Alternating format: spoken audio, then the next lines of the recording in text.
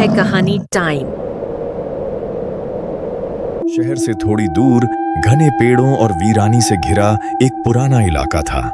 उस इलाके के किनारे पर एक विशाल कब्रिस्तान फैला हुआ था। टूटी फूटी कब्रें, सूखे पेड़ और हर वक्त छाई रहने वाली अजीब सी खामोशी। उसी कब्रिस्तान के ठीक सामने एक पुराना जर्जर घर खड़ा था।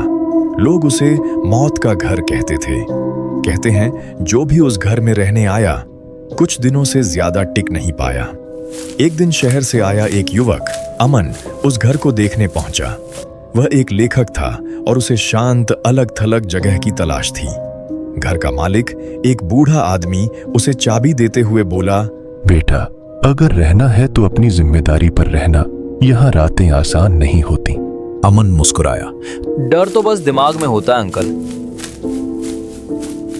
पहली रात सब सामान्य था, लेकिन जैसे ही घड़ी ने 2 बजे का समय दिखाया, घर के अंदर अजीब सी आवाजें आने लगी। कभी कदमों की आहट, कभी किसी के धीरे धीरे फुसफुसाने की आवाज। अमन चौंक कर उठा।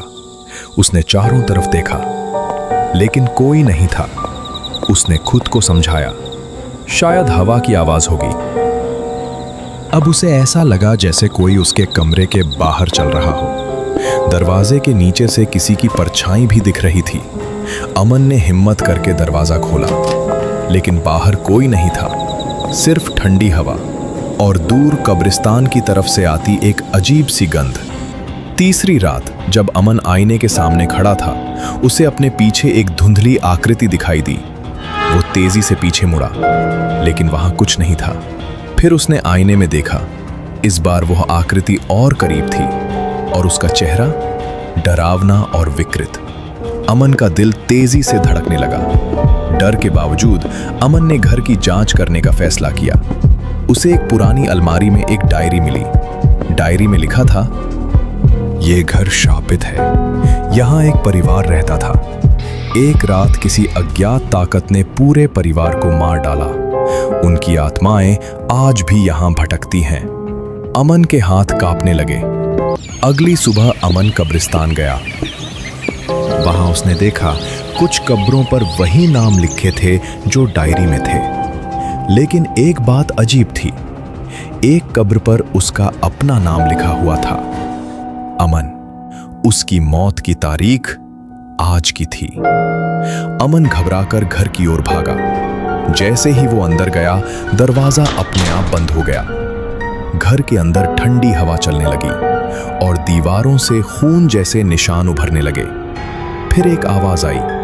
अमन के हाथ कांपने लगे। अचानक उसके सामने वही डरावनी आकृति आ गई।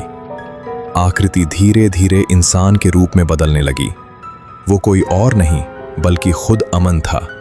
उसने देखा वो जमीन पर गिरा हुआ है, निर्जीव। असल में वो पहली रात ही मर चुका था। जो कुछ भी वो देख रहा था वो उसकी आत्मा का भ्रम था। अगले दिन लोगों ने देखा घर का दरवाजा खुला था, लेकिन अंदर कोई नहीं था। सिर्फ एक नई कब्र बनी थी जिस पर लिखा था, अमन जिसने सच जान लिया। और उस रात किसी ने उस घर के अंदर से एक नई आवाज सुनी। इसी तरह की कहानी देखने के लिए हमारे चैनल को अभी सब्सक्राइब करें और घंटी के बटन को दबाना ना भूलें।